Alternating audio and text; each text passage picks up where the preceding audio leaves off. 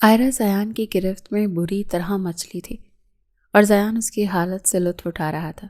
ناٹک؟ یہ تو تمہیں لگتا ہے کہ چودھری زیان کے نکاح کے بول کوئی ناٹک ہے؟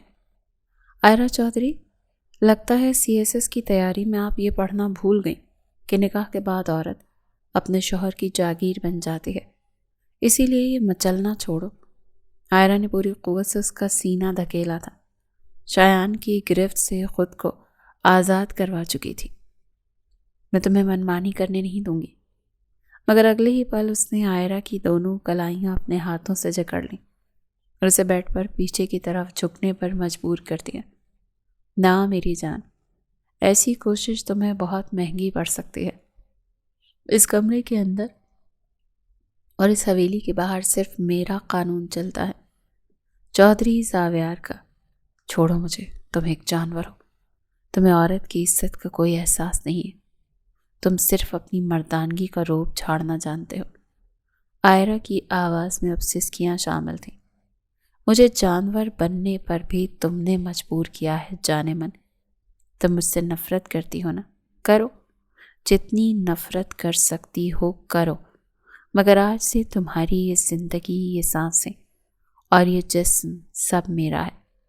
چودھری زاویار کا آئرہ نے کبھی سوچا بھی نہیں تھا کہ یوں صرف اپنے آبائی گاؤں چند دن گزارنے کے لیے آنے پر اسے ہمیشہ ہمیشہ کے لیے یہیں قید کر لیا جائے گا۔ اب کمرے کی مدھم روشنی میں زاویار کی شدتیں تھیں اور آئرہ کا دم توڑتا احتجاج جسے وہ کسی بھی خاطر میں نہیں لایا تھا۔ کچھ دیر بعد کمرے میں مکمل خاموشی تھی۔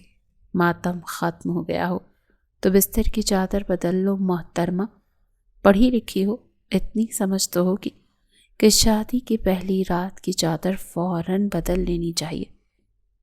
آئرہ کے ماتھے پر غصے کی لہریں صاف نظر آ رہی تھیں، جبکہ اس کے ہاتھ سٹیئرنگ پر جمے ہوئے تھے اور وہ مہارت سے کچی پکی سڑک پر گاڑی دوڑا رہی تھی۔ بابا، مجھے سمجھ نہیں آتا کہ آخر گاؤں جانے کی کیا ضرورت ہے؟ میری جوائننگ میں بس 2 مہینے باقی ہیں۔ میں شہر میں رہ کر اپنی شاپنگ مکمل کر سکتی تھی، اور پھر وہاں کا ماحول اور یہاں کی دھول مٹی۔ آئرہ نے بیزاری سے آئیبرو اچکائیں تو پچھلی نشست پر بیٹھے چودھری جلال نے مسکرا کر اپنی اکلوتی بیٹی کے سر پر ہاتھ رکھا۔ بیٹا، زندگی بھر ہم شہر کی رونقوں میں بھاگتے رہے ہیں، اب جب کہ میں ریٹائر ہو چکا ہوں تو دل چاہتا ہے کہ اپنی جڑوں کی طرف لوٹ جاؤں، اور پھر تمہارے دادا سائیں کی وہ حویلی، وہاں میری یادیں بسی ہیں، تم دیکھنا تمہیں وہاں بہت سکون ملے گا۔ آئرہ نے صرف ایک سرد آہ بھری اور سامنے سڑک پر نظریں جما دی۔ وہ ایک CSS آفیسر تھی، مگر جوائن 2 مہینے بعد دینی تھی۔ اس نے اپنی محنت سے یہ مقام حاصل کیا تھا، اور اب اسے اپنی حیثیت اور اپنی تعلیم پر ایک خاص قسم کا فخر تھا جو اس کے لہجے میں جھلکتا تھا۔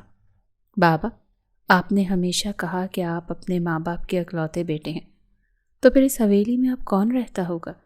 کیا وہ خالی پڑی ہے؟ آئرہ نے تجسس سے پوچھا تو چودھری جلال کے چہرے پر ایک گہری سوچ چھا گئی۔ نہیں بیٹا، وہاں میرا بھائی رہتا ہے، میرا کزن چودھری حاکم۔ اس نے ہمیشہ حویلی اور زمینوں کو سنبھالا ہے۔ اس کا ایک بیٹا بھی ہے اور پورے علاقے کی سرداری وہی دیکھتا ہے۔ آئرہ کے لبوں پر ایک تمسخرانہ سی مسکراہٹ آ گئی۔ سردار مطلب وہی ان پڑھ اور جاہل لوگ جو عورتوں کو جوتی کی نوک پر رکھتے ہیں؟ اس نے دل میں سوچا تھا، ماں باپ سے اس بات کا ذکر وہ بھول کر بھی نہیں کر سکتے تھے۔ اور آخرکار گاڑی ایک بہت بڑی اور عالی شان حویلی کے سامنے آ کر رکی۔ ملازم دوڑتے ہوئے آئے تاکہ گاڑی کی ڈگی سے سامان نکال سکیں۔ آئرہ کے والدین گاڑی سے نیچے اترے تو حویلی کے اندر سے کچھ لوگ ان کے استقبال کے لیے باہر نکل آئے۔ آئرہ بیٹا، تم نیچے نہیں اترو گی؟ بیگم زبیدہ نے کھڑکی سے اندر جھانک کر پوچھا تو آئرہ نے نفی میں سر ہلا دیا۔ نہیں ممی، آپ لوگ جائیں، میں ذرا گاؤں کا چکر لگا کر آتی ہوں، اور میرا دم گھٹ رہا ہے اس بند سے ماحول میں۔ چودھری جلال نے اسے روکنا چاہا مگر وہ گاڑی موڑ چکی تھی۔ آئرہ نے گاڑی کی رفتار بڑھائی اور کچے راستوں پر دھول اڑاتی ہوئی آگے بڑھنے لگی۔ اسے گاؤں کا کچا پن اپنی طرف کھینچ رہا تھا، مگر اس کے دل میں ان لوگوں کے لیے ایک حقارت بھی تھی۔ ابھی وہ تھوڑا ہی آگے بڑھی تھی کہ سامنے سے کالا ویگو ڈالا بڑی بے باکی سے اس کی طرف بڑھتا نظر آیا۔ سڑک اتنی تنگ تھی کہ 2 گاڑیاں ایک ساتھ نہیں گزر سکتی تھیں۔ عائرہ نے جھٹکے سے بریک لگائی اور غصے سے ہارن پر ہاتھ رکھ دیا تاکہ سامنے والا اپنی گاڑی پیچھے کر لے، مگر سامنے والی گاڑی تو ٹس سے مس نہیں ہوئی تھی، بلکہ اس نے بھی جواب میں اتنا ہی زوردار ہارن بجایا جیسے وہ عائرہ کو چیلنج کر رہا ہو۔ عائرہ کا پارا ہائی ہو گیا تھا۔ وہ غصے میں گاڑی سے نیچے اتری۔ اس نے سفید رنگ کا ڈیزائن لان کا سوٹ پہن رکھا تھا، بالوں کو اونچی پونی ٹیل میں باندھ رکھا تھا۔ دھوپ کے چشمے کے پیچھے اس کی آنکھیں آگ برسا رہی تھیں۔ دوسری طرف ویگو کا دروازہ کھلا اور ایک لمبا تڑنگا جوان نیچے اترا جس نے کالے رنگ کا شلوار قمیص پہن رکھا تھا، کاندھے پر اجرک تھی اور جو اس کی شخصیت کو مزید نکھار رہی تھی۔ اس کے چہرے کے نقوش تیکھے اور آنکھوں میں ایک عجیب سے خمار آلود چمک تھی۔ تمہیں عقل نہیں ہے کہ گاڑی کیسے چلاتے ہیں جاہل انسان؟ پیچھے ہٹاؤ اپنا ہی ڈالا، مجھے آگے جانا ہے۔ عائرہ نے اس کے قریب پہنچ کر چیخنا شروع کر دیا تھا۔ زیان نے اسے سر سے پاؤں تک دیکھا اور پھر اس کے لبوں پر ایک تمسخرانہ سی مسکراہٹ آ گئی۔ شہر کی میڈم صاحبہ لگتی ہو، اسی لیے شاید پتہ نہیں ہے کہ یہ میرا علاقہ ہے اور یہاں راستہ مانگا جاتا ہے، چھینا نہیں جاتا۔ زیان کا لہجہ اتنا کھردرا تھا کہ عائرہ کو ایک پل کے لیے دھچکا لگا۔ بدتمیز، زبان سنبھال کر بات کرو۔ تم جانتے نہیں ہو میں کون ہوں۔ میں ایک CSS آفیسر ہوں اور تمہاری یہ جاہلانہ باتیں میرے سامنے نہیں چلیں گی۔ پیچھے ہٹو ورنہ میں پولیس بلوا لوں گی۔ زیان ایک قدم اور آگے بڑھا اور اس کے اتنے قریب آ گیا کہ عائرہ کو اس کے وجود سے اٹھنے والے مہنگے پرفیوم کی خوشبو بھی محسوس ہونے لگی تھی۔ پولیس تو میرے اشاروں پر ناچتی ہے میڈم جی، اور یہ جو تم پڑھائی لکھائی کا روپ جھاڑ رہی ہو نا، یہ شہر کی دیواروں تک ہی اچھا لگتا ہے، یہاں زمین پر صرف ہمارا حکم چلتا ہے۔ عائرہ کو اتنا طیش آیا کہ اس نے بنا سوچے سمجھے اپنا ہاتھ فضا میں لہرایا تاکہ اس کے منہ پر ایک زوردار تماچا رسید کر سکے، مگر اس سے پہلے کہ اس کا ہاتھ اس کے گال کو چھوتا، زیان نے بجلی کی سی تیزی سے اس کی کلائی پکڑ لی اور اس کی گرفت اتنی سخت تھی کہ عائرہ کے منہ سے ایک سسکی نکل گئی۔ دوبارہ یہ غلطی مت کرنا ورنہ یہ ہاتھ توڑ کر تمہارے گلے میں لٹکا دوں گا۔ مجھے عورتوں پر ہاتھ اٹھانے کا شوق نہیں ہے، لیکن مجھے اپنی حد پار کرنے والوں کو سبق سکھانا بہت اچھے سے آتا ہے۔ ان دونوں کی نظریں ایک دوسرے میں پیوست تھیں اور فضا میں ایک عجیب سی تناؤ والی کیفیت پیدا ہو گئی تھی۔ عائرہ کو اپنی توہین محسوس ہو رہی تھی مگر وہ اس کی گرفت سے آزاد نہیں ہو پا رہی تھی۔ زیان نے اسے جھٹکے سے اسے چھوڑا اور اپنی گاڑی کی طرف بڑھ گیا۔ اس نے گاڑی پیچھے موڑ لی تھی جہاں سے ایک دوسرا راستہ نکلتا تھا اور اپنا ڈالا وہاں کھڑا کر دیا تاکہ عائرہ گزر سکے۔ عائرہ نے غصے سے اسے دیکھا اور تیزی سے اپنی گاڑی میں بیٹھ کر وہاں سے نکل گئی۔ وہ غصے میں بڑبڑاتی رہی تھی۔ کچھ دیر بعد جب وہ واپس حویلی پہنچی تو اس کا پارا اب بھی ہائی تھا۔ جیسے ہی وہ لاؤنج میں داخل ہوئی تو سامنے کا منظر دیکھ کر اس کے قدم وہیں جم گئے۔ وہی سیاہ شلوار قمیص والا شخص اب وہاں صوفے پر بڑے ہی اطمینان سے بیٹھا ہوا تھا اور اس کے سامنے چودھری جلال اور ایک سفید داڑھی والے بزرگ ہنس ہنس کر باتیں کر رہے تھے۔ عائرہ بیٹا، آؤ یہ دیکھو، یہ تمہارے چچا اور دادا ہیں اور یہ چودھری زیان ہے، تمہارے چچا اور چودھری خاندان کا اکلوتا چشم و چراغ۔ چودھری جلال نے تعارف کروایا تو زیان نے نظریں اٹھا کر اسے دیکھا۔ اس کی آنکھوں میں وہی طنزیہ چمک تھی جو سڑک پر تھی۔ عائرہ کا دل چاہا کہ زمین پھٹ جائے اور وہ اس میں سما جائے۔ جی بابا، میں ان سے مل چکی ہوں سڑک پر، عائرہ نے سرد لہجے میں کہا اور بغیر کسی کو سلام کیے اپنے کمرے کی طرف بڑھ گئی۔ زیان کی نظریں اس کے تعاقب میں تھیں اور اس کے لبوں پر ایک فاتحانہ مسکراہٹ رقص کر رہی تھی۔ اسے پتہ چل گیا تھا کہ اس شہر کی مغرور شہزادی اب اس کے چنگل میں ہے۔ عائرہ کے یوں بغیر سلام دعا کیے جانے پر چودھری جلال تھوڑا سا شرمندہ ہوئے تھے، مگر چودھری حاکم خان نے ہنس کر بات ٹال دی۔ کوئی بات نہیں بھائی، شہر کی لڑکیاں ذرا نازک مزاج ہوتی ہیں اور پھر عائرہ بیٹی تو اتنی بڑی افسر بن گئی ہے، تھوڑا مان تو بنتا ہے۔ زیان جب تک خاموشی سے یہ سب دیکھ رہا تھا اس کے ذہن میں عائرہ کا وہ غصے سے بھرا چہرہ اور وہ اٹھتا ہوا ہاتھ بار بار گھوم رہا تھا۔ اسے یقین نہیں آ رہا تھا کہ اس کے اپنے علاقے میں کوئی اس پر ہاتھ اٹھانے کی بھی جرات کر سکتا ہے، اور وہ بھی ایک لڑکی۔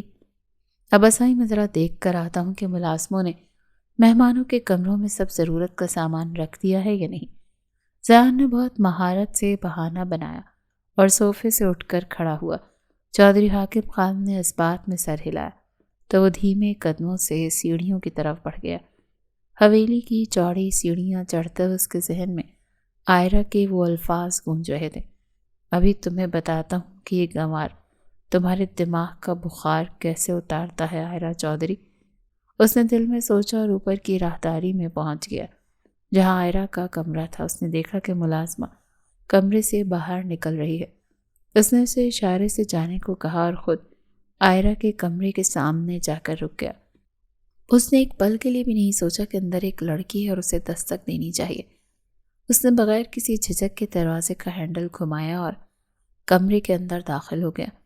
عائرہ اس وقت اپنا ہینڈ بیگ بیڈ پر پھینک کر آئینے کے سامنے کھڑی اپنا پونی ٹیل کھول رہی تھی۔ دروازہ کھلنے کی آواز پر وہ تیزی سے پلٹی اور سامنے زیان کو دیکھ کر اس کی آنکھیں حیرت سے پھیل گئیں۔ تمہاری ہمت کیسے ہوئی میرے کمرے میں اس طرح گھسنے کی؟ کیا تمہیں اتنی بھی تمیز نہیں ہے کہ کسی کے کمرے میں آنے سے پہلے دروازہ کھٹکھٹایا جاتا ہے؟ عائرہ نے غصے سے چلاتے ہوئے کہا تو زیان نے بڑے آرام سے پیچھے مڑ کر کمرے کا دروازہ بند کیا اور اسے ٹیک لگا کر کھڑا ہو گیا۔ تمیز اور تہذیب کی باتیں وہ کریں جو خود تمیز دار ہوں میڈم صاحبہ۔ جو لڑکی بیچ سڑک پر ہاتھ اٹھانے کی کوشش کرے اس سے تمیز کا درس دینا اچھا نہیں لگتا۔ رہی بات اس کمرے کی تو یہ حویلی میری ہے، یہ کمرہ میرا ہے اور یہاں میری مرضی چلتی ہے۔ زیان کا لہجہ اتنا سپاٹ تھا کہ عائرہ کو اپنی شہرت میں خوف کی ایک لہر محسوس ہوئی، مگر اس نے اپنے چہرے پر بے چارگی نہیں آنے دی تھی۔ تمہاری حویلی ہوگی مگر اس وقت یہ میرا پرائیویٹ سپیس ہے، باہر نکلو یہاں سے ورنہ میں بابا کو آواز دے دوں گی۔ زیان کے لبوں پر ایک طنزیہ مسکراہٹ آئی اور وہ دھیرے دھیرے چلتا ہوا اس کے قریب آنے لگا، یہاں تک کہ عائرہ کو پیچھے ہٹ کر بیڈ کا سہارا لینا پڑا تھا۔ آواز دے کر دیکھ لو چچا سائی کو، وہ بیچارے تو پہلے ہی تمہاری بدتمیزی سے پریشان ہیں، اور ویسے بھی محترمہ تم یہاں مہمان بن کر آئی ہو اور مہمانوں کو اس طرح کی زبان زیب نہیں دیتی۔ جاہل تو تم مجھے کہہ رہی تھی، مگر لگتا ہے CSS کی کتابوں میں تمہیں بڑوں سے بات کرنے کا سلیقہ نہیں سکھایا گیا۔ عائرہ نے دل ملا کر اسے دیکھا تھا۔ اسے سمجھ نہیں آ رہی تھی کہ آخر یہ نوجوان جو رشتے میں اس کا کزن لگتا ہے اتنی اکڑ کیوں دکھا رہا ہے۔ وہ نہیں جانتی تھی کہ شروعات اس نے ہی کی ہے، وہ تو بس اسے یہ دکھا رہا تھا کہ وہ بھی اس سے کم نہیں ہے۔ تم مجھ پر اپنی سرداری مت چھاڑو چودھری زیان، میں تمہارے اس دیسی روب سے ڈرنے والی نہیں ہوں۔ تم جیسے لوگ صرف عورتوں کو دبا کر ہی خود کو طاقتور سمجھتے ہیں۔ زیان نے جھک کر اس کے چہرے کے قریب اپنا چہرہ کر لیا۔ اس کی تیکھی نظریں عائرہ کے چہرے کا طواف کر رہی تھی۔ ابھی تو میں نے تمہیں دبایا ہی نہیں ہے عائرہ چودھری، ابھی تو صرف تمہارا راستہ روکا ہے۔ جب میں اپنی آئی پر آ گیا نا تو تمہاری افسری دھواں بن کر اڑ جائے گی۔ یاد رکھنا یہ گاؤں ہے، یہاں تمہارے قانون نہیں میرا حکم چلتا ہے۔ عائرہ کا سانس اس کی قربت سے بے ترتیب ہونے لگا تھا۔ اس نے زیان سے سینے پر ہاتھ رکھ کر اسے پیچھے دھکیلنا چاہا، مگر وہ کسی پہاڑ کی طرح اپنی جگہ جما رہا تھا۔ زیان نے اس کے ہاتھوں کی لرزش محسوس کی اور ایک طائرانہ نظر اس پر ڈال کر پیچھے ہٹ گیا۔ اپنا یہ غصہ ٹھنڈا کر لو کیونکہ ابھی تمہیں یہاں بہت دن گزارنے ہیں، اور میرے سامنے یہ تیور ذرا کم ہی رکھنا، ورنہ مجھے لگام ڈالنا تو بہت اچھے سے آتا ہے۔ یہ کہہ کر وہ مڑا اور ویسے ہی شاہانہ انداز میں کمرے سے باہر نکل گیا۔ عائرہ وہیں بیڈ پر ڈھیر ہو گئی تھی۔ اس کا پورا وجود غصے اور ایک انجانے خوف سے کانپ رہا تھا۔ اسے احساس ہو گیا تھا کہ یہ شخص اس کی زندگی کا سب سے مشکل امتحان ثابت ہونے والا ہے۔ اگلی صبح گاؤں کی فضا میں ایک عجیب سی خاموشی تھی۔ پرندوں کی چہچہاہٹ بھی جیسے عائرہ کے اعصاب پر ہتھوڑے برسا رہی تھی۔ وہ رات بھر ٹھیک سے سو نہیں پائی تھی۔ زیان کا چہرہ اور اس کی کہی ہوئی باتیں اسے مزید تیش دلا رہی تھی۔ وہ بھی نیچے ناشتے کے لیے اترنے کا سوچ ہی رہی تھی کہ اچانک حویلی کے دالان سے شور اٹھا اور چیخ و پکار کی آوازیں اس کے کانوں سے ٹکرائیں۔ عائرہ کا دل زور سے دھڑکنے لگا تھا۔ وہ بدحواسی میں سیڑھیاں اتر کر نیچے پہنچی تو سامنے کا منظر دیکھ کر اس کے پیروں تلے سے زمین نکل گئی۔ چودھری جلال صوفے پر ڈھیر تھے اور ان کا چہرہ پسینے سے شرابور اور نیلا پڑ رہا تھا، جبکہ وہ کراہتے ہوئے اپنے سینے کو جکڑے ہوئے تھے۔ بابا کیا ہوا آپ کو؟ ممی پاپا کو کیا ہوا؟ عائرہ نے چلاتے ہوئے ان کے قریب گھٹنوں کے بل بیٹھ کر ان کا ہاتھ تھاما جو بالکل ٹھنڈا پڑ رہا تھا۔ عائرہ جلدی کرو، ہمیں شہر جانا ہوگا، بیگم زبیدہ روتے ہوئے بولی تو عائرہ نے فوراً ملازم کو آواز دی، گاڑی نکالو جلدی، ہمیں ابھی شہر پہنچنا ہے۔ وہ ہذیانی انداز میں چلائی مگر اسی لمحے ایک بھاری آواز نے اسے وہیں منجمد کر دیا۔ کوئی کہیں نہیں جائے گا، شہر کا راستہ 2 گھنٹے کا ہے اور چچا سائیں کی حالت ایسی نہیں ہے کہ انہیں دور اتنی لے جایا جائے۔ زیان جو ابھی ابھی اندر داخل ہوا تھا اپنی مخصوص گرجدار آواز میں بولا تو عائرہ نے دل ملا کر اس کی طرف دیکھا۔ تم پاگل ہو گئے ہو؟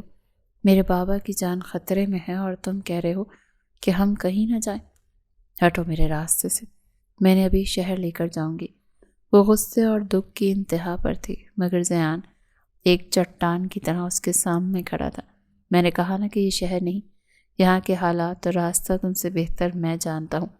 ہمارے خاندانی ڈاکٹر اور ایمبولینس راستے میں ہیں، انہیں یہیں گاؤں کی ڈسپنسری میں ابتدائی طبی امداد دیں گے اور پھر فیصلہ ہوگا۔ زیان کی آنکھوں میں ایک عجیب سی سختی تھی مگر عائرہ کو اس وقت وہ صرف ایک دشمن نظر آ رہا تھا۔ تم جاہل ہو، تمہیں کیا پتا میڈیکل ایمرجنسی کیا ہوتی ہے؟ تم صرف اپنی انا کی خاطر میرے پاپا کی زندگی سے کھیل رہے ہو، ہٹو یہاں سے۔ عائرہ نے اسے دھکا دینا چاہا مگر زیان نے اس کے دونوں کاندھے مضبوطی سے جکڑ لیے۔ خاموش، ایک لفظ بھی اور نہیں، یہاں عورتیں اس طرح مردوں کے سامنے نہیں چلاتی، نہ ہی اس حال میں باہر نکلتی ہیں۔ تم گھر میں رہو گی اور یہ میرا آخری فیصلہ ہے۔ زیان نے اسے جھٹکے سے پیچھے کیا اور ملازموں کو اشارہ کیا کہ وہ چودھری جلال کو اٹھا کر اسٹریچر تک لے جائیں۔ عائرہ چیختی رہ گئی مگر زیان اسے وہیں حویلی میں تنہا چھوڑ کر سب کے ساتھ نکل گیا تھا۔ سارا دن عائرہ کے لیے کسی قیامت سے کم نہیں تھا۔ وہ حویلی کے در و دیوار سے سر ٹکراتی رہی۔ اسے زیان پر غصہ آ رہا تھا کہ اگر اس کے پاس پستول ہوتی تو شاید وہ اسے گولی مار دیتی۔ کتنا سنگ دل انسان ہے، مجھے میرے پاپا کے ساتھ بھی نہیں جانے دیا۔ وہ صوفے پر بیٹھی سسکیاں بھر رہی تھی کہ شام کے سائے گہرے ہونے لگے اور حویلی کے باہر گاڑیوں کے رکنے کی آواز آئی۔ عائرہ بھاگتی ہوئی باہر نکلی تھی۔ چودھری جلال کو ویل چیئر پر اندر لایا جا رہا تھا۔ وہ کمزور لگ رہے تھے مگر ان کی جان بچ چکی تھی۔ بابا، عائرہ ان سے لپٹ کر رونے لگی۔ کچھ دیر بعد جب ماحول تھوڑا پرسکون ہوا تو سب ڈرائنگ روم میں بیٹھ گئے تھے۔ بیٹا، آج زیان نے بر وقت فیصلہ نہ کیا ہوتا تو شاید میں تم سے دوبارہ نہیں مل پاتا۔ شہر پہنچتے پہنچتے بہت دیر ہو جانی تھی، چودھری جلال نے نحیف آواز میں کہا تو عائرہ نے ایک نظر زیان پر ڈالی جو اب بھی بڑے فخر سے سر اٹھائے کھڑا تھا۔ اب بہت ہو گیا جلال، میں نے فیصلہ کر لیا ہے۔ دادا سائیں کی کڑکدار آواز گونجی تو سب انہی کی طرف متوجہ ہو گئے۔ تم نے ساری زندگی شہر میں گزار لی، اب تمہاری صحت اجازت نہیں دیتی، اب تم کہیں نہیں جاؤ گے۔ یہ حویلی تمہاری ہے، یہ زمینیں تمہاری ہیں اور اب تم یہیں رہو گے۔ یہ سب سن کر عائرہ کو جیسے کرنٹ لگا تھا۔ نہیں بابا، ہم یہاں نہیں رہ سکتے، میری جوائننگ ہے، میرا کریئر ہے، وہ تڑپ کر بولی مگر چودھری جلال نے اس کا ہاتھ تھام لیا۔ بیٹا، میں اب تھک گیا ہوں، میں اپنی زندگی کے آخری دن اپنی مٹی میں گزارنا چاہتا ہوں۔ کیا تم اپنے بیمار باپ کی یہ آخری خواہش پوری نہیں کرو گی؟ ان کے لہجے میں ایسی بے بسی تھی کہ عائرہ کے پاس کہنے کو کچھ نہ رہا۔ وہ پیر پٹکتی ہوئی اپنے کمرے کی طرف بھاگ گئی۔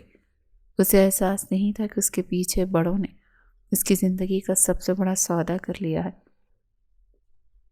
آئرہ اپنے کمرے میں بیڈ گراؤنڈ کے ساتھ ٹیک لگا کر بیٹھی رو رہی تھی۔ اس کا دل بار بار بغاوت کر رہا تھا۔ وہ ایک CSS آفیسر تھی جس نے خوابوں کی ایک اونچی عمارت کھڑی کی تھی، مگر یہاں گاؤں کی مٹی اور ان لوگوں کی ہٹ درمی اسے اپنی زنجیر لگ رہی تھی۔ ان کئی گھنٹوں سے بھوکی پیاسی بیڈ پر پڑی رو رہی تھی، یہاں تک کہ رات کے سائے گہرے ہو گئے۔ اسے محسوس ہوا کہ بھوک کی وجہ سے اس کا سر چکرا رہا ہے۔ وہ ہمت کر کے اٹھی اور کمرے سے باہر نکل آئی۔ حویلی میں ایک عجیب سی چہل پہل تھی، جیسے کوئی جشن منایا جا رہا ہو۔ وہ دبے قدموں سیڑھیاں اتر کر نیچے آئی تو اس نے دیکھا کہ ہر طرف مٹھائی کے ڈبے کھلے پڑے تھے اور سب ایک دوسرے کو مبارکباد دے رہے تھے۔ آئرہ کی سمجھ میں کچھ نہیں آ رہا تھا۔ وہ کچن کی طرف جانے لگی کہ اچانک اس کی نظر اپنے ماں باپ پر پڑی، جو صوفے پر بیٹھے مسکرا رہے تھے۔ ان کے چہروں پر ایک ایسی اطمینان والی خوشی تھی جو آئرہ کو ہضم نہیں ہو رہی تھی۔ بابا، یہ سب کیا ہو رہا ہے؟ یہ مٹھائیاں کس خوشی میں بانٹی جا رہی ہیں؟ آئرہ نے ان کے قریب جا کر حیرت سے پوچھا تو چودھری جلال نے محبت سے اس کا ہاتھ تھام لیا۔ بیٹا، خوشی مناؤ، ہم نے فیصلہ کر لیا ہے کہ اب ہم شہر واپس نہیں جائیں گے، اور میں نے شہر والے گھر کی ڈیل کے لیے کال کر دی ہے۔ وہ گھر سیل کر دیں گے اور اپنا سارا سامان یہیں منگوا لیں گے۔ اب ہماری باقی زندگی اسی حویلی میں گزرے گی۔ آئرہ کو لگا جیسے کسی نے اس کے پیروں تلے سے زمین کھینچ لی ہو۔ بابا، میرا کریئر، میری نوکری، میری زندگی کا کیا ہوگا؟ میں اس جاہل ماحول میں ایک دن نہیں رہ سکتی، اور آپ ہمیشہ کے لیے یہاں پہ رہنے کی بات کر رہے ہیں۔ آئرہ نے غصے سے چلاتے ہوئے اپنا ہاتھ جھٹک دیا۔ اسے اس مٹھائی سے گھن آ رہی تھی۔ بیگم زبیدہ نے اسے سمجھانے کی کوشش کی، مگر وہ کسی کی سننے کو تیار نہیں تھی۔ مجھے نہیں رہنا یہاں، میں کل ہی واپس چلی جاؤں گی، چاہے مجھے اکیلے ہی کیوں نہ جانا پڑے۔ وہ بنا کھانا کھائے پیر پٹکتی ہوئی دوبارہ اوپر کی طرف بھاگ گئی تھی۔ اسے لگ رہا تھا جیسے اس کا دم گھٹ رہا ہو۔ وہ اپنے کمرے میں بند ہو گئی تھی، مگر تڑپ ایسی تھی کہ چین نہیں آ رہا تھا۔ رات کے 11 بج چکے تھے۔ بھوک کے مارے اس کا برا حال تھا۔ وہ دوبارہ نیچے آئی تاکہ چپکے سے کچن سے کچھ اٹھا لے۔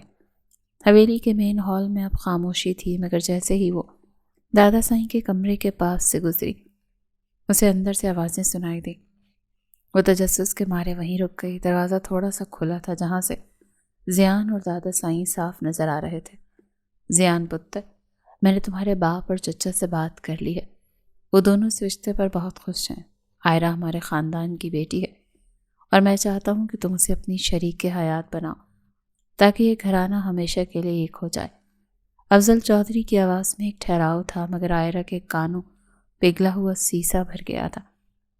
زیان جو کھڑکی کے پاس کھڑا باہر اندھیرے کو دیکھ رہا تھا، مڑا تو اس کے چہرے پر ایک عجیب سی سختی تھی۔ دادا سائیں، وہ لڑکی بہت بدتمیز اور مغرور ہے، اسے بات کرنے کی تمیز نہیں ہے، وہ مجھے جاہل سمجھتی ہے۔ میں ایسی لڑکی سے نکاح کیسے کر سکتا ہوں جو ہر وقت اپنی افسری کا ہی روپ جھاڑتی رہتی ہوں۔ آئرہ کا خون کھولنے لگا تھا۔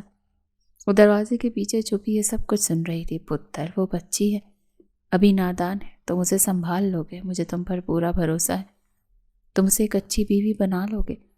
دادا سائیں نے زیان کے کاندھے پر ہاتھ رکھا تو زیان نے کچھ دیر سوچا، اور پھر اس کے لبوں پر ایک شیطانی مسکراہٹ آ گئی۔ ٹھیک ہے دادا سائیں، اگر آپ کی یہی خواہش ہے تو مجھے منظور ہے۔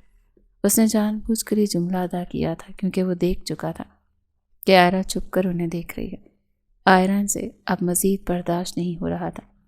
اس نے بنا سوچے سمجھے زوردار دھکے سے دروازہ کھولا اور کمرے کے بیچوں بیچ پہنچ گئی۔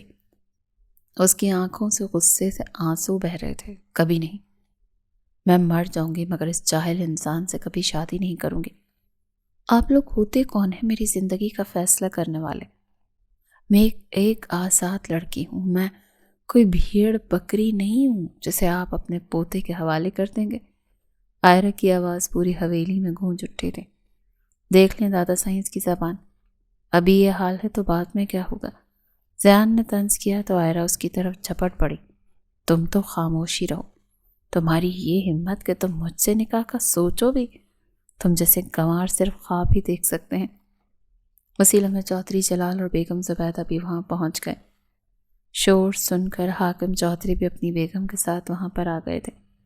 عائرہ اپنی زبان کو لگام دو، یہ تمہارے دادا سائی ہیں اور زیان تمہارا ہونے والا شوہر ہے۔ چودھری جلال نے پہلی بار اس پر سختی کی تھی۔ نہیں بابا، میں نہیں مانتی اس رشتے کو، آپ زبردستی نہیں کر سکتے، عائرہ نے چلانا چاہا، مگر چودھری جلال نے اسے بازو سے پکڑ کر کمرے سے باہر نکال دیا۔ جاؤ اپنے کمرے میں، ہم اس بارے میں کوئی بات نہیں کرنا چاہتے، فیصلہ ہو چکا ہے۔ عائرہ روتی ہوئی اپنے کمرے میں چلی گئی تھی اور کمرہ بھی اندر سے لاک کر لیا تھا۔ اسے یقین نہیں آ رہا تھا کہ اس کے بابا اس پر اتنا غصہ کر سکتے ہیں۔ دوسری طرف جلال چودھری کو بھی پچھتاوا ہو رہا تھا کہ انہوں نے اپنی بیٹی کو وقت پر ہی لگام کیوں نہیں ڈالی۔ آخر وہ اتنی بدتمیز کب ہو گئی تھی؟ اگلی صبح جب عائرہ کی آنکھ کھلی تو اس کی آنکھیں سوجی ہوئی تھیں۔ وہ دیر سے اٹھی تھی۔ جب وہ نیچے آئی تو اس نے دیکھا کہ ڈرائنگ روم میں سب بڑے بیٹھے شادی کے کارڈز اور تاریخوں پر بات کر رہے ہیں۔ عائرہ بیٹا یہاں آؤ۔ وہ مرے مرے قدموں سے وہاں پہنچی تو چودھری جلال نے اس کا سر اپنے سینے سے لگایا۔ بیٹا، اب میں بوڑھا ہو گیا ہوں، میرا دل کسی بھی وقت ساتھ چھوڑ سکتا ہے۔ میری آخری خواہش یہی ہے کہ میں تمہیں اپنے محفوظ چھت تلے دیکھوں۔ دیکھو زیان سخت ضرور ہے مگر وہ تمہیں کبھی بھی دکھ نہیں دے گا۔ کیا تم اپنے باپ کی یہ آخری خواہش کے لیے اتنا بھی نہیں کر سکتی؟ ان کی جذباتی باتوں نے عائرہ کا سارا غرور پگھلا دیا۔ وہ کچھ نہیں کر سکی، کچھ نہیں کہہ سکی، بس خاموشی سے سر جھکا لیا۔ 15 دن بعد کی تاریخ طے کر دی گئی تھی۔ یہ 15 دن عائرہ کے لیے کسی سزا سے کم نہیں تھے۔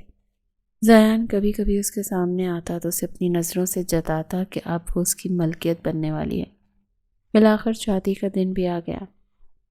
حویلی کو دلہن کی طرح سجایا گیا تھا۔ عائرہ سرخ روسی جوڑے میں ہی کسی حور سے کم نہیں لگ رہی تھی، مگر اس کے چہرے پر ایک اداسی چھائی تھی۔ نکاح کے بول پڑھے جا چکے تھے اور وہ اب باقاعدہ چودھری زیان کی بیوی بن گئی تھی۔ زیان نے جب کمرے کا دروازہ اندر سے بند کر کے لاک گھمایا تو اس کی آواز عائرہ کے دل پر ہتھوڑے کی طرح لگی۔ وہ سرخ روسی جوڑے میں ملبوس بیڈ کے کنارے بیٹھی تھی۔ اس کا بھاری گھونگھٹ اس کے چہرے کو چھپائے ہوئے تھا، مگر اس کی انگلیاں اپنے دوپٹے کے کناروں کو اس طرح مروڑ رہی تھیں جیسے وہ زیان کا گلا گھونٹنا چاہتی ہو۔ زیان بہت پرسکون انداز میں اپنی شیروانی کے بٹن کھولتا ہوا اس کے قریب آ رہا تھا۔ اس کے ہر قدم کی چاپ عائرہ کے اعصابوں پر سوار ہو رہی تھی۔ تو آخر کار شہر کی میڈم صاحبہ اس جاہل سردار کے کمرے تک پہنچ ہی گئی۔ زیان کا لہجہ اتنا زہریلا تھا کہ عائرہ نے جھٹکے سے اپنا گھونگھٹ الٹ دیا تھا۔ اس کی آنکھوں میں غصے کی سرخی اور آنسوؤں کی نمی کا ایک عجیب سا امتزاج تھا۔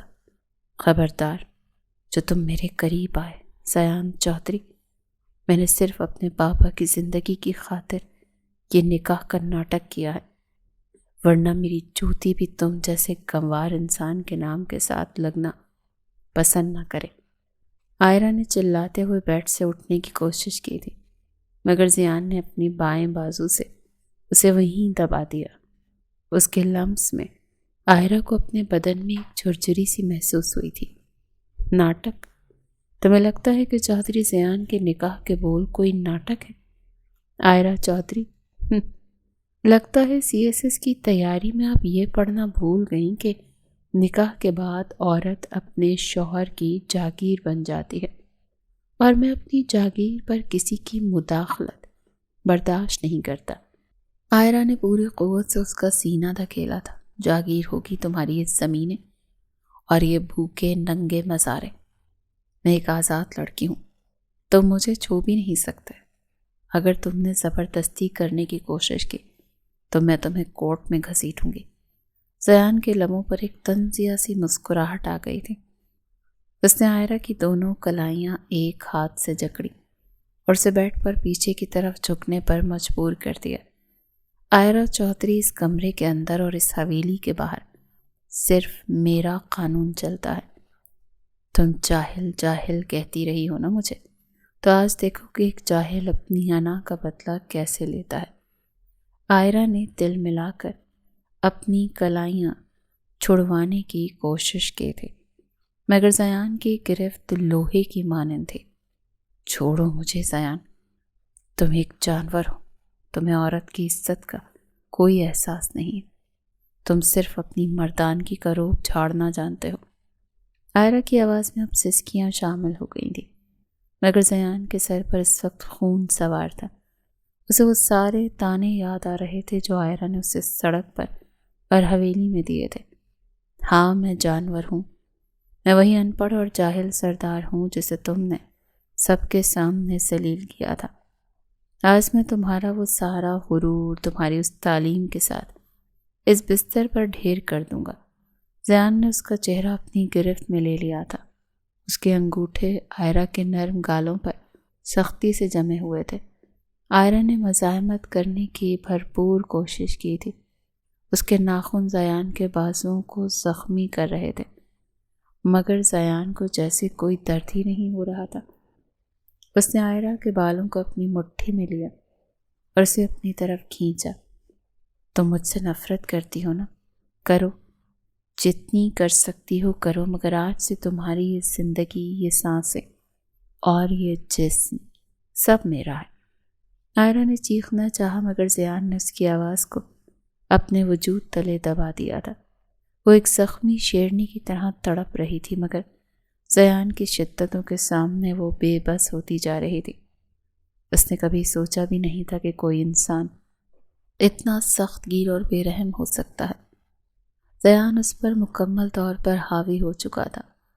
وہ اسے اپنی طاقت اور اپنے لمس سے یہ باور کروا رہا تھا کہ شہر کی افسری یہاں نہیں چلتی۔ عائرہ کی ہمت جواب دینے لگی۔ اس کے آنسو اس کا میک اپ کو دھندلا رہے تھے۔ اس کی مزاحمت اب صرف ہلکی سی لرزش میں بدل گئی تھی۔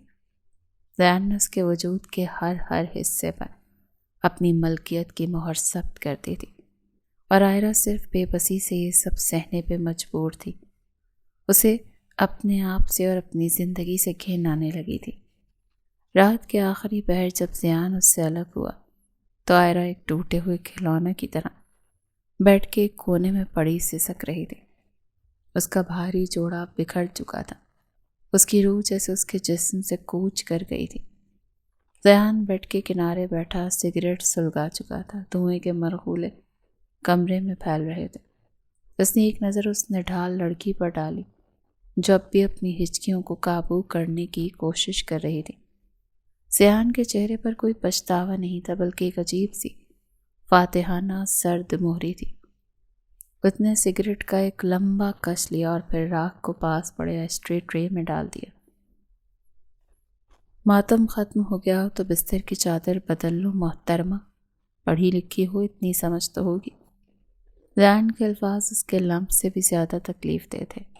میں تمہیں کبھی معاف نہیں کروں گی، کبھی بھی نہیں۔ عائرہ کی آواز بالکل بیٹھ چکی تھی، مگر زیان نے ایک سرد قہقہ لگایا۔ میں نے کون سا گناہ کیا ہے؟ میں نے تو اپنا حق لیا ہے، اور ابھی تو تمہاری سزا شروع ہوئی ہے۔ کل کا سورج تو تمہارے لیے ایک نئی غلامی لے کر آئے گا۔ زیان اٹھا اور واش روم کی طرف بڑھ گیا۔ عائرہ وہیں بیڈ پر ڈھیر ہو گئی تھی۔ اسے احساس ہوا کہ وہ جیسے جاہل سمجھ کر ٹھکرا رہی تھی، اسی نے اسے اس کی اوقات یاد دلا دی۔ میں وہ ایک CSS آفیسر نہیں بلکہ ایک جاہل سردار کی بیوی تھی، جس کا مستقبل اب اس اندھیرے کمرے کی دیواروں میں قید ہو گیا تھا۔ اگلی صبح عائرہ کے لیے کسی قیامت سے کم نہیں تھی۔ اس کی آنکھیں سوجی ہوئی تھیں اور پورا وجود جیسے ریزہ ریزہ ہو رہا تھا۔ وہ بمشکل اٹھی اور باتھ روم کی طرف بڑھ گئی۔ آئینے میں اپنا عکس دیکھ کر اسے خود سے ہی گھن آنے لگی تھی۔ وہی چہرہ جس پر کل تک ایک فخر تھا، آج وہاں صرف شکست کے سائے نظر آ رہے تھے۔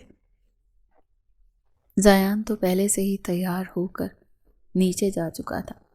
عائرہ نے ہمت جمع کی اور خود کو سنبھالا۔ وہ جانتی تھی کہ اسے اب اس حویلی میں جینا ہے، چاہے وہ جینا مرنے سے بدتر ہی کیوں نہ ہو۔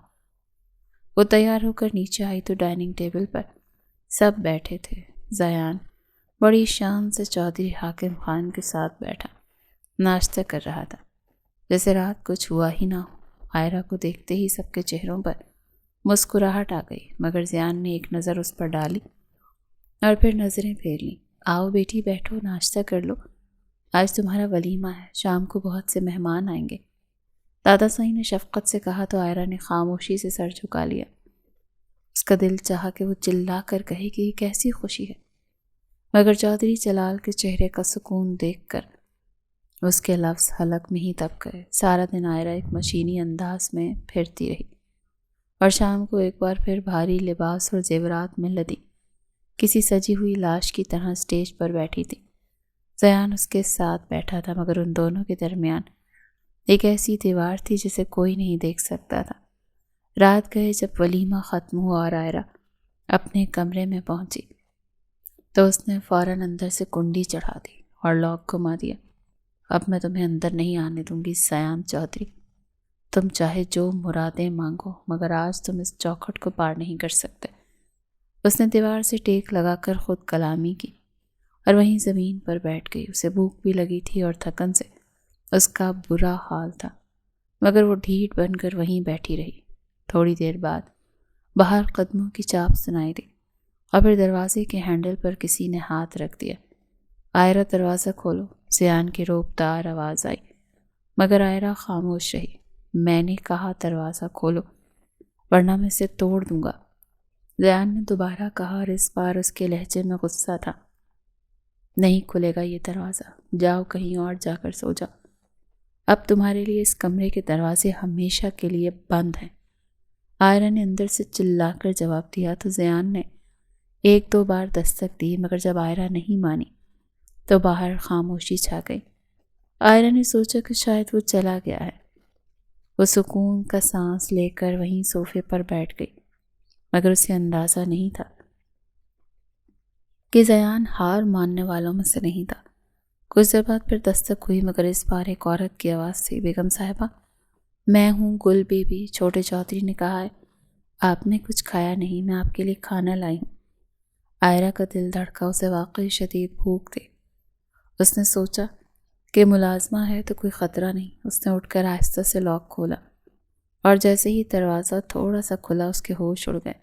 سامنے گل بی بی خالی ہاتھ کھڑی تھی اور اس کے پیچھے زیان کھڑا تھا۔ اس کے لبوں پر وہی فاتحانہ مسکراہٹ تھی۔ بیگم صاحبہ کو کھانا دے دیا، اب تم جاؤ گل بی بی۔ زیان نے ملازمہ کو حکم دیا تو وہ تیزی سے وہاں سے چلی گئی۔ اس سے پہلے کہ آئرہ دروازہ بند کرتی، زیان نے اپنا بھاری بوٹ چوکھٹ کے درمیان رکھ دیا اور ایک زوردار دھکے سے اندر داخل ہو گیا۔ آئرہ پیچھے ہٹتی چلی گئی۔ تم نے جھوٹ بولا ہے، تم نے دھوکہ دیا مجھے، آئرہ نے ہانپتے ہوئے کہا تو زیان نے دروازہ بند کر کے اسے پیچھے سے لاک کر دیا۔ میں نے کہا تھا نا مجھے لگام ڈالنا آتا ہے، تم نے کیا سوچا تھا میں باہر کہیں سوؤں گا؟ زیان اس کے قریب آیا اور اسے بالوں سے پکڑ کر دیوار کے ساتھ لگا دیا۔ آئرہ کا سانس اس کے قریب آنے سے رکنے لگا تھا۔ زیان کا ایک ہاتھ اس کی کمر پر تھا اور دوسرا اس کے گالوں کو چھو رہا تھا۔ میں نے کل تمہیں حاصل کر لیا تھا اور آج مجھے تمہیں چھونے کی کوئی ضرورت نہیں، میں تو بس یہ دکھانے آیا تھا کہ تم مجھے روک نہیں سکتی۔ زیان کی آنکھیں اس کے چہرے کا طواف کر رہی تھیں۔ اس کا لمس انتہائی خطرناک تھا اور آئرہ اس کی گرفت میں بے بس محسوس کر رہی تھی۔ مجھے تم سے نفرت ہے زیان چودھری، اس نے دھیمی آواز میں کہا تو زیان اس کے کان کے قریب جھک گیا۔ نفرت ہی صحیح، مگر یہ یاد رکھنا کہ تم میری ہو آئرہ چودھری۔ اس نے آئرہ کو جھٹکے سے چھوڑا اور بیڈ کی طرف بڑھ گیا۔ میرا بیڈ چھوڑو اور جا کر صوفے پر سو جا، یا زمین پر، مجھے فرق نہیں پڑتا۔ کل میں نے تمہیں اپنی طاقت دکھائی تھی، آج میں تمہیں تمہاری اوقات دکھاؤں گا کہ تم میرے لیے صرف ایک صوفے پر پڑی ہوئی چیز سے زیادہ اور کچھ نہیں ہو۔ وہ یہ کہتے ہی بیڈ پر لیٹ گیا اور آنکھیں موند لیں، مگر آئرہ بیچاری بکھر کر رہ گئی۔ اس کا غرور ایک بار پھر مٹی میں مل گیا۔ وہ ساری رات صوفے پر سکڑ کر بیٹھی رہی تھی۔ اسے بیڈ کے علاوہ کہیں نیند نہیں آتی تھی، مگر وہ اپنی انا کی خاطر وہیں پڑی رہی تھی۔ صبح جب زیان کی آنکھ کھلی تو وہ وہیں زمین پر بیٹھے بیٹھے صوفے کے ساتھ ٹیک لگا کر سو رہی تھی۔ اس کا بھاری جوڑا اب بھی اس کے بدن پر تھا۔ ضیان نے ایک نظر اس سوئی ہوئی حسینہ پر ڈالی جو نیند میں بھی کرب میں لگ رہی تھی۔ اس کے دل میں ایک پل کے لیے پگھلاؤ آیا، مگر اس نے فوراً خود پر قابو پایا اور بیڈ سے اٹھ کر اس کے قریب آ گیا۔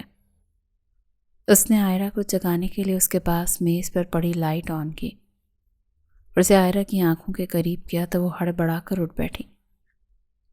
کیا ہوا؟ وہ بدحواسی میں بولی تو ضیان نے اسے حقارت سے دیکھنے لگا۔ کچھ نہیں ہوا، بس دیکھ رہا تھا کہ شہر کی افسر زمین پر کیسی لگتی ہے۔ آئرہ اپنا دوپٹہ سنبھالنے لگی تھی۔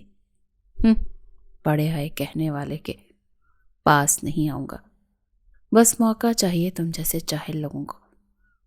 وہ اس پر طنز کر رہی تھی مگر اس پر ضیان کو غصہ نہیں آیا تھا، بلکہ وہ ہنسنے لگا تھا۔ مجھے تمہارے پاس آنے کا کوئی شوق نہیں ہے، میں تو بس واش روم جا رہا تھا۔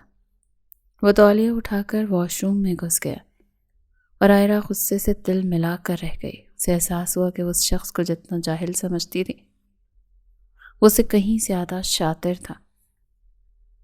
آئرہ کے لیے وہ صوفہ اب اس کی زندگی کا مرکز بن چکا تھا، جہاں وہ ہر رات اپنی سسکیاں دبائے لیٹی رہتی تھی۔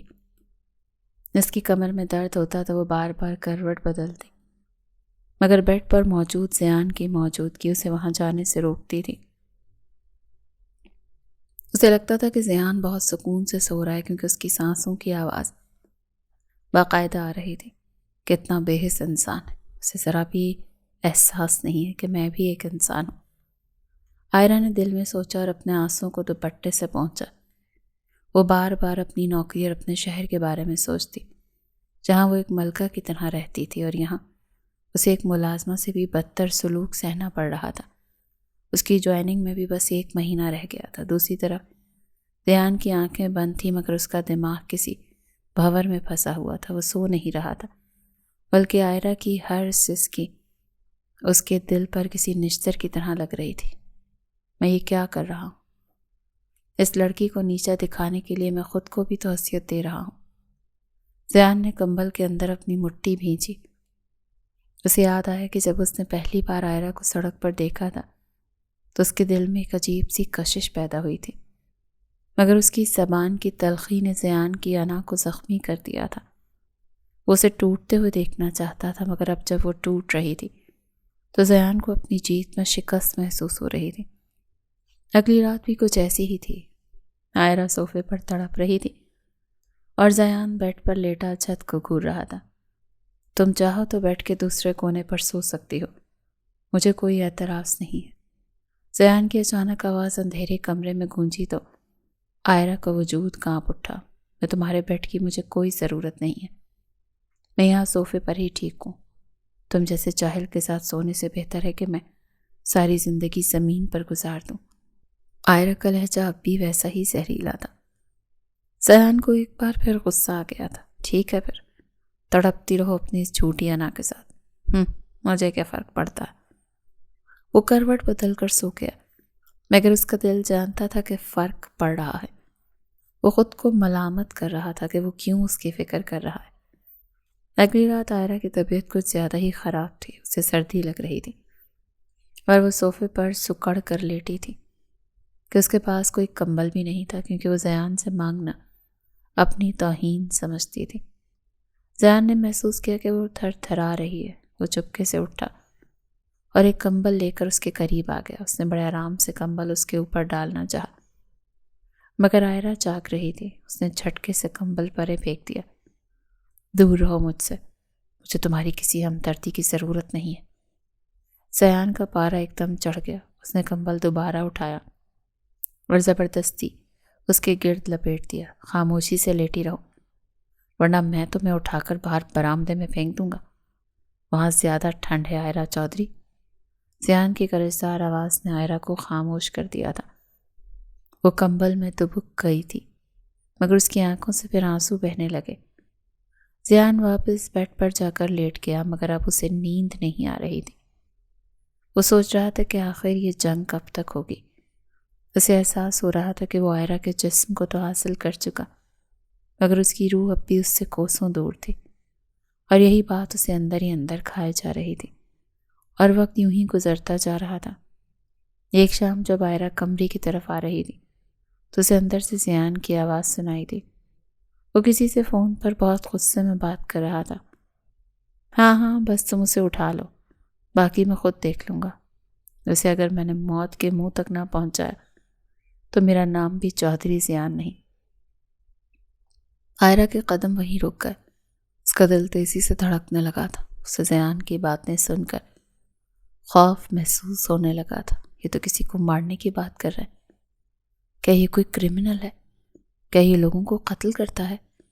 آئرہ کے ذہن میں ہولناک خیالات آنے لگے تھے۔ اس نے سوچا کہ شاید یہی وجہ ہے کہ اتنا بے رحم اور سنگ دل ہے۔ زیان کی آواز مزید اونچی ہو گئی تھی۔ مجھے وہ زندہ چاہیے، سمجھ آئی تمہیں؟ اسے ایسی عبرتناک سزا دوں گا کہ دنیا یاد رکھے گی۔ آئرہ نے خوف زدہ ہو کر اپنا ہاتھ اپنے ہی منہ پر رکھ لیا اور اسے اپنی زندگی اب جیسے خطرے میں لگنے لگی تھی۔ وہ ڈرتے ڈرتے دروازے سے پیچھے ہٹی اور خاموشی سے نیچے چلی گئی۔ اسے یقین ہو گیا تھا کہ اس کا شوہر کوئی عام سردار نہیں بلکہ ایک خطرناک مجرم ہے جس کے ہاتھ خون سے رنگے ہوئے ہیں۔ آئرہ کا دل خوف کے مارے مٹھی میں آ گیا۔ وہ دبے قدموں نیچے ہال میں آئی تو اس کے ہاتھ پاؤں ٹھنڈے ہو رہے تھے۔ یا اللہ، یہ میں کس درندے کے ہتھے چڑھ گئی؟ یہ تو سرعام لوگوں کو مروانے کی باتیں کر رہا ہے۔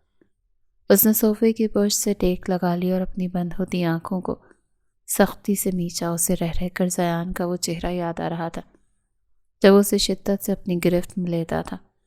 جو اپنوں کے ساتھ اتنا بے رحم ہو سکتا ہے وہ دشمنوں کے ساتھ کیا کرتا ہوگا؟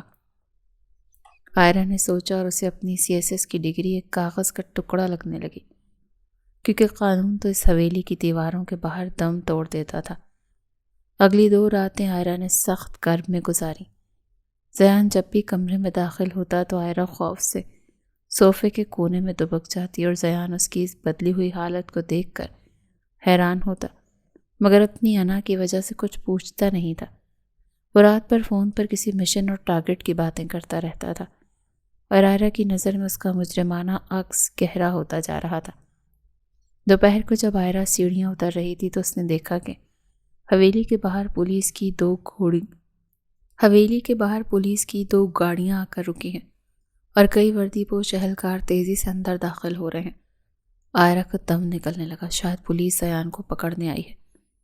وہ تیزی سے نیچے بھاگی تاکہ سب کو خبردار کر سکے، مگر وہاں کا تو منظر ہی کچھ اور تھا۔ دادا سائیں چودھری حاکم خان اور چودھری جلال سب ڈرائنگ روم میں کھڑے تھے۔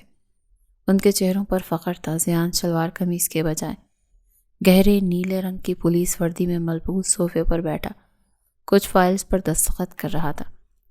اس کے کاندھوں پر چمکتے ہوئے ستارے آئرہ کی آنکھوں کو خیرہ کر رہے تھے۔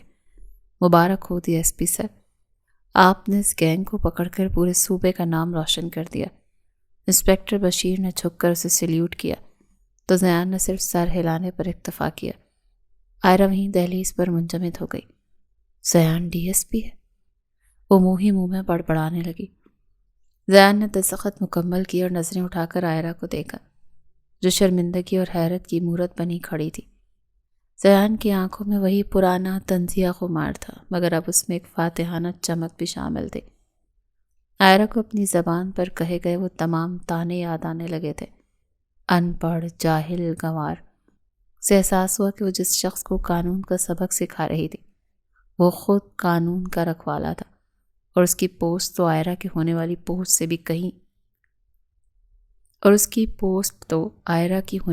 پوسٹ سے بھی کہیں زیادہ بڑی اور بااثر تھی۔ پولیس والے رخصت ہوئے تو زیان اٹھ کر اس کے قریب آ گیا۔ آئرہ نے نظریں جھکا لیں۔ اسے شرم آنے لگی۔ کیوں میڈم صاحبہ، اب کیوں خاموش ہیں؟ ابھی تو میں نے کسی کو موت کے منہ میں نہیں پہنچایا بلکہ قانون کے حوالے کیا ہے۔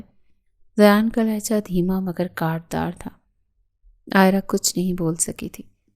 سب بڑوں کو اپنی باتوں میں مصروف پا کر وہ تیزی سے اوپر اپنے کمرے کی طرف بھاگ گئی۔ اسے اپنی حماقت پر رونا آ رہا تھا۔ شام کو جب زیان کمرے میں داخل ہوا تو آئرہ کھڑکی کے پاس کھڑی باہر دیکھ رہی تھی۔ کمرے میں خاموشی تھی، مگر اس خاموشی میں ایک نئی قسم کی بے چینی تھی۔ مجھے معاف کر دیں، آئرہ نے مڑے بغیر بہت دھیمی آواز میں کہا تو زیان کے قدم رک گئے۔ کیا کہا؟ شہر کی افسر اس جاہل سردار سے معافی مانگ رہی ہے۔ زیان نے طنز کیا تو عائرہ اس کی طرف پلٹی۔ اس کی آنکھوں میں اب وہ پرانی چمک نہیں بلکہ ندامت تھی۔ میں نے آپ کو بہت برا بھلا کہا۔ میں نے سمجھا آپ شاید کوئی مجرم ہیں۔ میں آپ کی خاموشی کو آپ کی جہالت سمجھتی رہی تھی۔ زیان 2 قدم آگے بڑھا اور اس کے اتنے قریب آ گیا کہ عائرہ کو اس کی وردی کی مخصوص بو محسوس ہونے لگی۔ میں جاہل نہیں تھا عائرہ، بس میں دیکھنا چاہتا تھا کہ تمہارا یہ علم تمہیں انسان بناتا ہے یا صرف ایک مغرور لڑکی۔ زیان نے اس کا ہاتھ تھاما تو اس بار عائرہ نے ہاتھ پیچھے نہیں کھینچا۔ اس کے لمس میں اب وہ پرانی سختی نہیں تھی بلکہ ایک اپنائیت تھی۔ اسی وقت حویلی کی بجلی اچانک چلی گئی، پورے کمرے میں گھپ اندھیرا چھا گیا۔ عائرہ کو بچپن سے اندھیرے سے ڈر لگتا تھا۔ وہ خوف کے مارے اچھلی اور قریب کھڑے زیان سے لپٹ گئی۔ اس نے زیان کی قمیض کو سختی سے اپنی مٹھیوں میں جکڑ لیا تھا۔ زیان پلیز کہیں مت جائیں، مجھے ڈر لگ رہا ہے۔ زیان نے اندھیرے میں اس کے سر پر اپنا ہاتھ رکھا اور اسے خود میں بھینچ لیا۔ میں کہیں نہیں جا رہا جان، میں تو تب بھی یہی تھا جب تم مجھ سے نفرت کر رہی تھی۔ عائرہ نے اپنا چہرہ اس کے سینے میں چھپا لیا تھا۔ اسے پہلی بار احساس ہوا کہ یہ سینہ کتنا مضبوط اور محفوظ ہے۔ اس نے زیان کی گرم جوشی کو محسوس کیا اور اسے لگا اس کی تمام نفرتیں پگھل کر آنسو بن کر بہہ رہی ہیں۔ زیان نے اس کی ٹھوڑی اوپر اٹھائی اور اندھیرے میں ہی اس کی آنکھوں میں جھانکا۔ تم گاؤں میں نہیں رہ سکتی تھی نا؟ تمہیں لگتا تھا یہاں دم گھٹ جائے گا؟ عائرہ نے نفی میں سر ہلایا۔ جہاں تم ہو وہاں اب میرا سکون ہے۔ زیان کے لبوں پر ایک دلکش مسکراہٹ آ گئی۔ اس نے عائرہ کو اپنی باہوں میں بھر لیا اور اسے بیڈ کی طرف لے گیا۔ اگلی صبح جب عائرہ کی آنکھ کھلی تو وہ زیان کے بازو پر سر رکھے لیٹی تھی۔ زیان اسے سوتا ہوا دیکھ رہا تھا۔ عائرہ کو جاگتے دیکھ کر اس نے شرارت سے اس کی ناک کھینچی۔ تو عائرہ چودھری، اب بچوں کے بارے میں آپ کا کیا خیال ہے؟ کیا وہ بھی DSP بنیں گی یا اپنی ماں کی طرح CSS آفیسر؟ یہ سنتے ہی عائرہ شرما کر اس کے سینے میں دبک گئی۔ جو بھی بنے، بس آپ کی طرح بہادر ہوں۔ اسی وقت زیان نے اس کے ماتھے پر بوسہ دے دیا۔ اور تمہاری طرح تھوڑے سے ضدی بھی۔ دونوں کے قہقہے کمرے کی دیواروں سے ٹکرا کر ایک عجیب سی آواز پیدا کر رہے تھے۔ زیان نے فیصلہ کر لیا تھا کہ اسے گاؤں میں قید نہیں رکھے گا، بلکہ وہ بھی اسی کی طرح اپنی سروسز دے گی، اور اس بات کی عائرہ کو حد سے زیادہ خوشی تھی۔ وہ تو سمجھی تھی کہ چودھری اور سردار جاہل ہوتے ہیں، مگر وہ بالکل مختلف ثابت ہوا تھا۔